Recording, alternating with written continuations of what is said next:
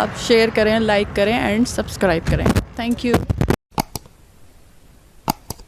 अस्सलाम वालेकुम। नज़र पॉइंट के साथ हुसैन दानिश। डिस्क्लेरिया and defence and Clifton association ने ये प्रोग्राम का इनाकाद किया है। यहाँ पे मैंने कुछ लोगों से गुफ्तगू की है। आए प्रोग्राम की तरफ लेके चलता हूँ मैं, और सदर साहब से भी गुफ्तगू की है। सदर साहब की भी गुफ्तगू आपको सुनाऊँगा।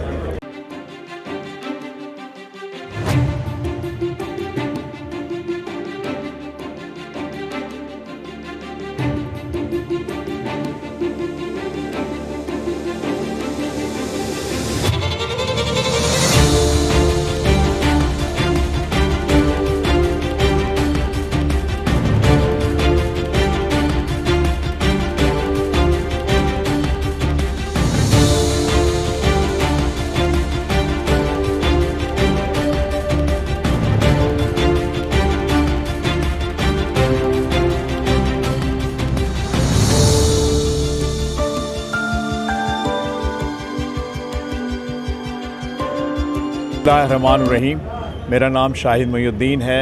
मैं आर्ट्स काउंसिल में वहाँ की गवर्निंग बॉडी का साबिक मेंबर हूँ। इसके अलावा एक हमारी एनजीओ है कॉमनवेल्थ पीपल्स फ्रेंडशिप एसोसिएशन, जो रॉयल कॉमनवेल्थ सोसाइटी यूके की पाकिस्तान में ब्रांच है। मगर यहाँ इस डेफिलेरिया की ओवर टेकिंग में आने का मकसद ये है कि मेरा ताल्लुक़ कलीम इस्टेट से भी है, जो मतलब हम चूँकि एक बिज़नेस में है, कंसल्टेंसी रियल एस्टेट, तो इसलिए कलीम इस्टेट से वाबस्तगी की बुनियाद पर हम यहाँ हैं। क्योंकि हमारे जो कलीम इस्टेट के कलीम मोतीवाला साहब हैं, इस दफ़ा डेफिलेरिया के इलेक्शंस में CA4 के काउंसलर मुंतखब हुए हैं। तो उसी सिलसिले में यहाँ हर 2 साल बाद हम डेफिलेरिया में इलेक्शंस होते हैं। पिछले साल भी हमारी टीम थी 30 अफराद पे मुश्तमिल। इस दफ़ा भी वही टीम दोबारा, हमारे नए लोग आए हैं। कलीम मोतीवाला साहब फ़र्स्ट टाइम इलेक्शन लड़ रहे थे, माशाल्लाह बेहतरीन भरपूर तरीके से जीत गए हैं।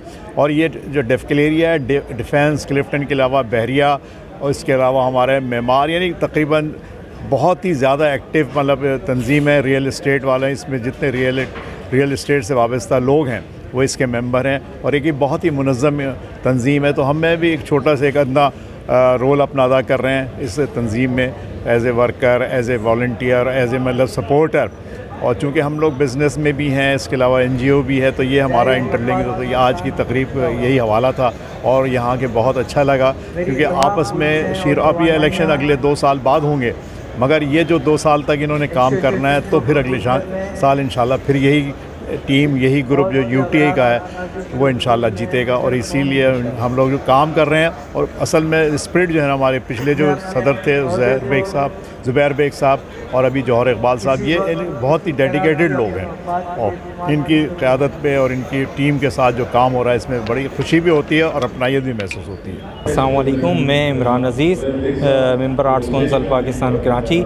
और यहाँ पे सबसे पहले हम नज़र पॉइंट को खुशामदीद कहते हैं। यहाँ पे क्लिफ्टन के अंदर आप आए और कवरेज दी और चैनल्स की तरह, और सबका पॉइंट ऑफ व्यू ले रहे हैं आप। इसके लिए मैं आपको मुबारकबाद पेश करता हूँ डिस्क्लेरिया की मेंबर की तरफ से, और अपने डिस्क्लेरिया ग्रुप के UTA की तरफ से।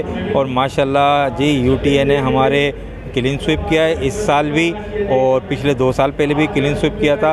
उस मालिक का करम है, मेहनत हम लोगों की रंग लाई, और हमारे सारे मेंबरान, सारे काउंसलर्स हमारे बहुत मार्जिन के साथ जीते।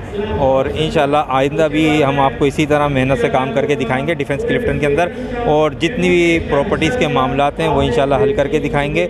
और अब तक के जो भी मामला आता है उसको हमने खुशनुदी से तय करा, और हर किसी को हमने मुतमईन करा, चाहे वो रेंटल हो, चाहे वो सेलर हो। हमने हर किसी की बात सुनी और उसके मुतमईन करा, और उसके मुताबिक उनको पेमेंट्स की अदायगियाँ करवाईं।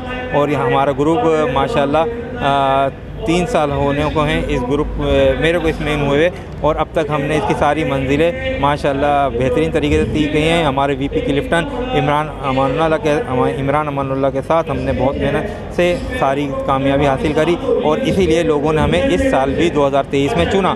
और इस साइड कलीम मोतीवाला बहुत दोस्त, हमारे बहुत गहरे दोस्त हैं, और इनको भी काउंसिलर मुंतखब होने में मुबारकबाद पेश करता हूँ CA4 की तरफ से।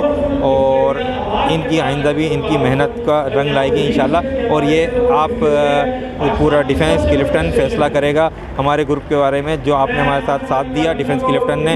हम बहुत बहुत शुक्रिया अदा करते हैं डिफेंस क्लिफ्टन का।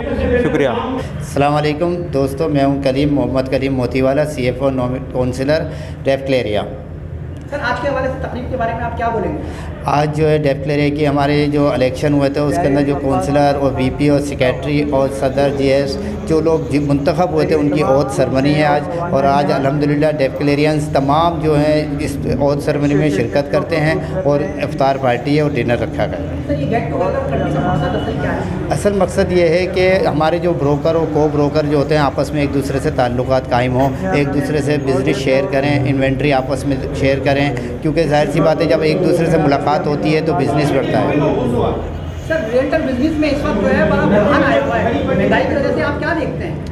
देखिए, ये जो बहरान आया हुआ है ये बस इतना कह सकते हैं कि हमारे जो अरबाब इख्तियार हैं उनको चाहिए सोचना, क्योंकि ज़ाहिर सी बात है आप लोगों को पता है कि जब तक वो हमारे अरबाब इख्तियार इस बारे में सोचेंगे नहीं हम लोग कुछ भी नहीं कर सकते। हम सजेशन दे सकते हैं, हमने मशवरे दिए। हमारी पिछली मैनेजिंग कमेटी थी ज़ुबैर बेग साहब की क़यादत में, हमारे बहुत अच्छे अच्छे प्रपोज़ल दिए गए हैं। अगर गवर्नमेंट उस पर अमल दरामद करे तो इंशाअल्लाह ताला हम ज़रूर इस बहरान से निकल जाएंगे। क्या समझते हैं कि अमल दरामद प्रपोजल पर क्यों नहीं हो रहा?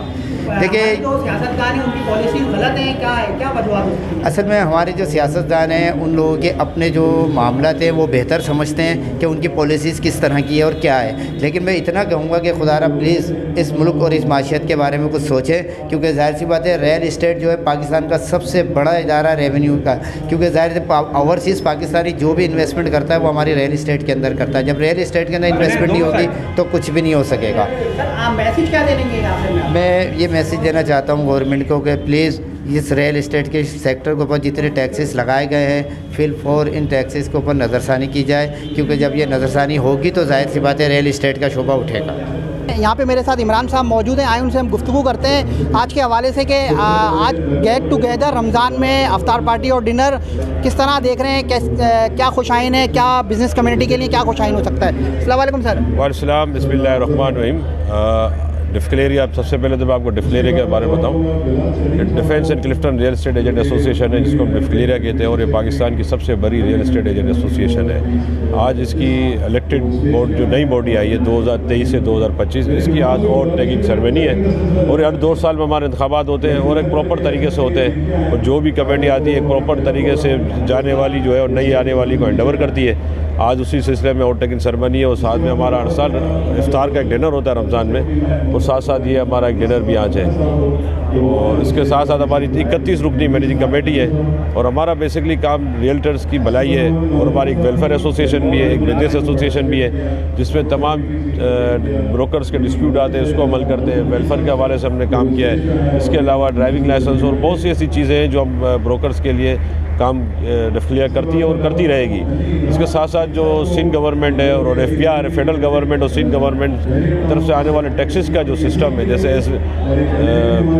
SRB के हवाले से सिंध गवर्नमेंट है और FBR के हवाले से फेडरल गवर्नमेंट से बात होती है, और मुख्तलिफ़ चीज़ों के अंदर हमारी गवर्नमेंट के साथ और मुख्तलिफ़ इदारों के साथ बातचीत रहती है। इसका बुनियादी मकसद यही है कि रियल इस्टेट के जो काम को प्रमोट किया जाए और मसाइल को कम से कम किया जाए। सर, ये बताइए, आपने टैक्सेस की बात करी, इस वक्त महंगाई बहुत ज़्यादा हो चुकी है। रियल्टर जो है या बिल्डर जो हैं या कंस्ट्रक्शन से जो ताल्लुक़ रखते हैं बिज़नेस से, उनको असरअंदाज तो बहुत ज़्यादा हो रही होगी महंगाई, तो उसके हवाले से किस तरीके मैनेज किया जा रहा है? सर, इस वक्त जो महंगाई का रेशो है और जिस वक्त जो टैक्सेस का जो बोझ जो आप देखें किसी भी एक सेक्टर में नहीं, हम सारे सेक्टर में आया हुआ है। वो ख़ास तौर पर रियल इस्टेट का वो वाइड शोबा है जो पूरे हम डेली की बुनियाद पर टैक्स देते हैं, चाहे सिंध गवर्नमेंट हो चाहे वफाकी गवर्नमेंट को, हम डेली की बुनियाद पर टैक्स पे करते हैं। और उसका अलमिया ये है कि आज इतनी टैक्स की जो है वो आप समझे कि बोझ डाला जा रहा है, जिसकी वजह से रियल इस्टेट का जो बिजनेस है, कारोबार इस वक्त जो है बहुत ज़बू आली का शिकार है। मेरी मौजूदा हुकूमत गवर्नमेंट से और मौजूदा वफाकी हुकूमत से अपील है कि आप इस वफाकी टैक्स के जो आने वाले बोझ इस पर नज़रसानी की जाए, ताकि ये जो इंडस्ट्री है ये 70 इंडस्ट्री चलाती है, ताकि मज़ीद इंडस्ट्रियाँ चल सकें और बेरोज़गारी कम से कम हो और मुल्क का पहिया चल सके। मैं ये समझता हूँ ओवरसीज़ पाकिस्तानीज़ जो होते हैं उसकी जो इन्वेस्टमेंट होती है तकरीबन रियल इस्टेट में या बिल्डर्स में जो है 60% पाकिस्तान में इन्वॉल्व होती है। इसके हवाले से आप क्या बोलेंगे ओवरसीज़ पाकिस्तानी? देखिए, जब से डिवैल्यूएशन का सिलसिला चला है पिछले जो 6 महीने से, आप देखें कि डॉलर किसी भी रेट पे कहीं भी रुक नहीं रहा। इसी वजह से ओवरसीज़ पाकिस्तानियों का रुझान जो है और उसका एतमाद जो है बिल्कुल ख़त्म हो गया है। आप देखें डॉलर आज क्या रेट है, कल क्या रेट है। ओवरसीज़ जो होते हैं अपनी एक पॉकेट मनी से पाकिस्तान में एक बचत करते हैं और उसे एक प्रॉपर्टी ख़रीदते हैं। अब अपने पिछले साल के अंदर देखा जिस तरह जो डिवैल्यूशन होती गई है, इनके जो बाहर से आने वाले पेमेंट है वो बिल्कुल माइनस में जा रही है, जबकि जहाँ मार्केट माइनस में और दूसरी इनकी जो करेंसी है वो माइनस में जा रही है। इसी वजह से जो हमारी ओवरसीज़ जो इन्वेस्टमेंट है वो भी बहुत रुकी हुई है। उस हवाले से पाकिस्तान में रेमिटेंस भी नहीं आ रहा है। इस हवाले से आपकी ऑर्गेनाइजेशन ने कोई प्रपोजल दिया हुकूमत को कि इसके फ़ायदा हो कम से कम ओवरसीज़ वालों को? इन्वेस्टमेंट जो आ रही है, पैसा आ रहा है, लाजमी सी बात से बाहर से डॉलर आ रहा है, तो डॉलर जब आ रहा है तो वज़ीर ख़जाना में जो है इजाफा होगा, तो आपने कोई इसका प्रपोजल दिया है? प्रपोजल जो है हमारी पिछली जो मैनेजिंग कमेटी थी ज़ुबैर भाई की क़यादत में, मैं वाइस प्रेसिडेंट था, हमने वफाकी हुकूमत से और सूबाई हुकूमत से बहुत सी मुलाकातें भी की हैं, वो प्रपोजल भी दिए। दरअसल ये IMF का एक प्रेशर भी है, मुख्तलिफ वक्तों में मुख्तलिफ चीज़ें आती भी रहती हैं और हमारी ये बातचीत चल रही है। इंशाअल्लाह अल्लाह बेहतर करेगा इसमें। बहुत शुक्रिया सर आपका। आज के हवाले से मैं सिर्फ यही कहूँगा कि आज हमारी ये ओवर टेकिंग सेरेमनी थी डिक्लेरिया की, जो कि बहुत ही भरपूर अंदाज में हमारे डिक्लेरियंस ने, रेटर्स ने, हमायदीन शहर ने, बिल्डर्स ने, और सबसे बढ़कर ये कि हमारा ओवर टेकिंग जो है वो लियाकत अब्दुल्ला साहब ने लिया है, जो कि सबसे सीनियर हमारे रेटर्स हैं। और इसके अंदर रूह परवर बयान जो है वो हबीब अतारी साहब ने दिया है, और अल्हम्दुलिल्लाह सारी खुशियाँ जो है वो इस रमज़ान में हमें मैसर आई हैं। ओवर टेकिंग भी और तमाम मेरे डिक्लेरियंस का प्यार मोहब्बत, और मैं इनसे वादा करता हूं कि इंशाअल्लाह मैं आपके लिए भरपूर जद्दोजहद करूंगा, भरपूर कोशिश करूंगा कि आपके तमाम तर तवक्कुआत पे पूरा उतर सकूँ। अगला स्टेप सबसे पहले क्या होगा आपकी कैबिनेट का? देखिए, हमारा सबसे पहला जो स्टेप है वो रमज़ान के अंदर राशन ड्राइव है।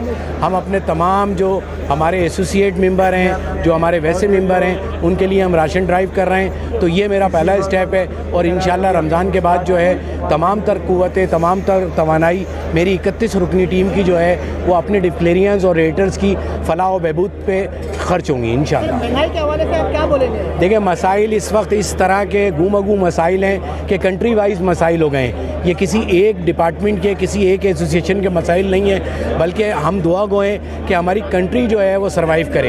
हमारी कंट्री सर्वाइव करेगी तो इंशाअल्लाह हम सब मिलजुल के मसाइल भी हल करेंगे।